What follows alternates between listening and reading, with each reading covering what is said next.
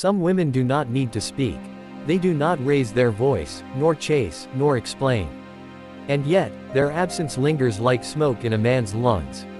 A silence that haunts him long after the night has closed. Because the feminine silence is not empty. It is a mirror. And what it reflects is everything he has hidden from himself. She is not loud, nor is she cruel. She does not punish with words. Instead, she withdraws her energy with the quiet strength of the moon retreating behind clouds. In that stillness, she becomes untouchable, mysterious, eternal. To him, she was once a source of warmth, of constant reflection, of soft light bending around his shadows. But when she withdraws into silence, something far deeper awakens. The man finds himself staring into the abyss of his own solitude. Carl Jung wrote that what we reject in ourselves, we project onto others. And so, her silence forces him to confront what he has long buried. His ego, once inflated, trembles. The shadow, that dark reservoir of unacknowledged desire, insecurity, and fear. It surfaces in the night. And he feels it as restlessness, as obsession, as an ache he cannot name. For in her silence, she becomes the vessel of his projections. The stage where his hidden fears perform their desperate play.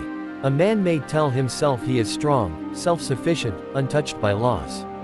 But when the feminine retreats, it presses on the oldest wound within him. The wound of abandonment. The childhood memory of needing comfort that never came. Her silence is not just her own. It echoes through the chambers of his psyche.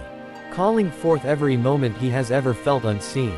Every night he has ever been left alone with nothing but the sound of his own breath.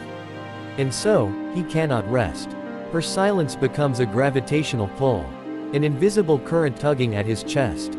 He searches her absence like a starving man searching for fire. For what terrifies him most is not her words, but the lack of them. It is the uncertainty, the unspoken power, the void he cannot control. Because in silence, she is not performing. She is not bending herself into his understanding. She has become the untamed feminine.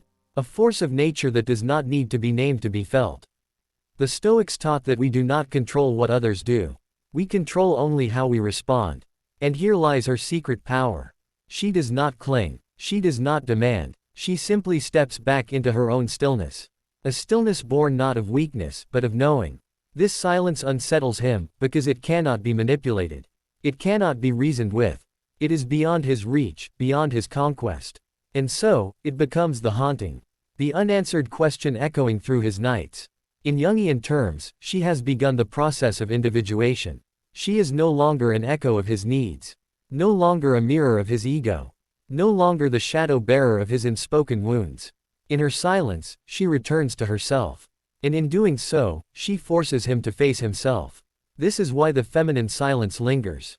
Because it is not passive. It is active. It is the alchemy of detachment. The power of a woman who has stopped feeding the illusions of men. The man may never confess it. But her silence becomes the ghost that walks beside him. Not because she is gone. But because in her silence she has shown him what he cannot escape. His own shadow. The woman who walks away in silence isn't weak. She simply sees more.